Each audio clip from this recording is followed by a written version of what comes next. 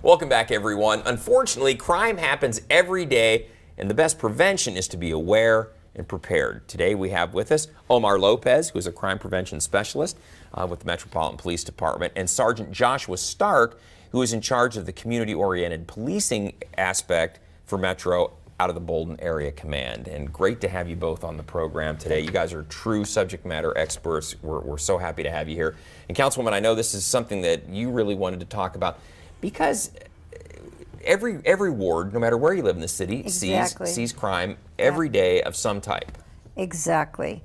And the residents feel it's getting greater and greater, and I know Metro's trying very hard in every way they can, and sometimes if we listen to the specialists from Metro, it gives us an idea of how we can better protect ourselves, right, for sure, so we don't get into have any problems in the first place, or if we do, how to get out of them. Yeah, absolutely true, absolutely. Joshua, I'd like to start with you, Sergeant Stark. You are with community-oriented policing. That's a term that we're familiar with here at the city, but for the viewers out there, explain what community-oriented policing means and why it's been so successful for us here in Las Vegas. So our main focus in my unit and in the 9 area commands around the metropolitan area here in Las Vegas, each area command has a COP team. Community-oriented policing, we call it COP. And what our job is to engage the community and really just be out there with them. We take part of events, we run events, a lot of stuff with the kids, we talk at schools, really just be there for them when they have any kind of concern. And we don't do any enforcement action. We are there to partner with the community and just to show them that the police department cares. You form relationships, the people know who you are, you know who they are, they talk about the issues they have within the community, you talk about what Metro can do to help solve those issues. And it creates a relationship between the community and the police that has really been wonderful, because you compare Las Vegas to other cities that have seen a lot of tension over the last several years, and we just don't have those situations here in Las Vegas, mainly I think because of the efforts of what you're doing. Well, I thank you, and I truly believe my department is extremely proactive in community engagement. We've always tried to be transparent in everything we do, and it's really that organic contact, that we're not just talking about it on social media, but we're out there at your house, we'll talk to you about it, wherever you feel comfortable, coffee with a cop, whatever it is, you know, you can always approach us, and we're a very approachable department. Absolutely.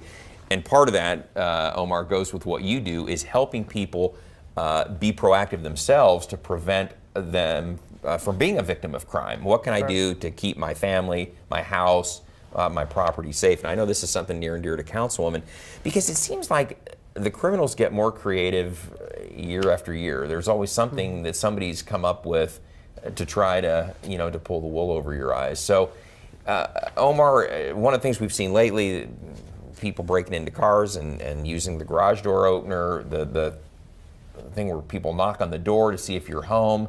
We were talking about that earlier. In the past, it was like, oh, just don't let anybody know you're here, just stay behind the door. That's not probably the best way to handle it these days, is it? No, as a little kid, it was like, if someone knocks, don't answer, they'll go away after a little bit. But now, if somebody's knocking the door, nobody answers, like, okay, there's nobody in this house, I can break in. So you always have to give a response. You don't have to open the door, but at least give a response to show somebody that there's somebody at the house. Yeah. Omar, what is the single biggest thing, or what are a couple single big things, that people should really be doing to protect themselves, their home, and themselves every day?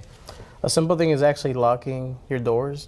You'd be surprised, a lot of people won't lock their doors, they leave their windows open, even the cars, people leave those unlocked. So a lot of times we get a call, it's like, hey, they broke into my car, they broke into the house, but it was unlocked. Wow. So it's a really simple thing, but it's something really important to remember. Lock these things so they don't have access. Wow. What else? What is another really important thing? If you could just say, everybody, please start doing this. Lock your car, lock your house. What else? So your house is sort of like a castle, so you want to do the same thing. A castle, they added moats, they put towers, they do these things, so you can do the same to your castle. So you want to add lots of lighting. That's a very important thing. You're making it less of a target. So let's say a thief wants to get into a house. There's one that's really dark and one that's lit up like a Christmas tree. Got to go with the dark one, right? Yeah, they're going to go with the dark one. So you want to have that kind of thing. Gotcha. You can make sure it's a white light, LED lighting. It'll save you energy costs, but it's also really nice and bright. You can do things like put 3 to 4 inch screws in your Yep. door. Yep. If someone's trying to kick your door open, Pretty tough. you'd be surprised. A lot of people only have maybe a 1/2 inch screw in there. It's something really small, and they're super cheap, a few cents at a home Yeah, store. Just a bigger screw. Good stuff. Yeah, you can actually, the Victoria Police Department has a video on YouTube, and it shows you the difference in door kicks with the smaller screws and the long screws, and you'd be surprised. Wow. It's an amazing difference for just a few cents. Wow. Good advice. Sergeant Stark, I know Councilwoman always wants to hear tips from you guys that are out of patrol in the streets as well. Anything you want to add that in your years of experience, what are some things that people ought to be doing starting right now to protect themselves and their families? I just want to expand a little bit on what Omar said. I challenge all of your viewers right now watching this show that when they're done watching this show, go get a Phillips head screwdriver, a drill, whatever it is. Go to the little bracket on your door and pull the screw. Just pull one out and see how short it is, and you will be so surprised to see the tiny little screw that's there. And it's an extreme difference. A lot of things that I can recommend that I know, some things are very costly. Security doors. They are an amazing feature because you can open your door, but they can't see in, and they can't come through that door unless they have some And they're tools. not all that expensive either, Sergeant. No, Yeah. Home Depot, Lowe's, they're a couple $100. Exactly. And sometimes you get them on sale for less than that. Yes. I mean, there's things we can, like security tint. I don't know, you've probably heard of that, where it costs a little more costly, but it prevents your windows from being shattered. Where, Security tents, are those the ones that come down, like roll? no, down? like the Rollado shutters, that's a big deal. Those are the big metal. What I'm Yes. talking about is security film. There's actually a film, some tinted, some not, but they Oh. put it on the glass, and you On the can't even glass. see it. But then when you throw a brick at the glass, it doesn't shatter anymore. It holds it together. Oh my goodness. Wow. That's good Where do you stuff. get that? Yeah, that's right. Well, listen, gentlemen, we could talk all day. You both have been great. These are simple things that people can jump on. I know this is the kind of thing that I think the main thing is we want people's wheels turning about how they can be more aware. And I think that's one of the things that you guys always talk about as well. But thank you so much for being on the show. I know Metro always has great resources on their website, lvmpd.com. They'll share a lot of this information there with you as well. But, And I think also if you shared with us, if you could send us in writing some of the things you think we should re-emphasize to everybody, we'll send it out in our newsletter. Sure. So Absolutely. that it'll be Happy to sent. do it. We have an email newsletter, and we'll send that out so everybody will have that. We try to get the tips from things that you've put other places, but you may have other ones. For example, the film, I never heard of that before. yeah, on good the window. stuff. All right. Even when people go to our Facebook, Twitter, Bolden Area Command, we put lots of stuff on there every day. Yeah.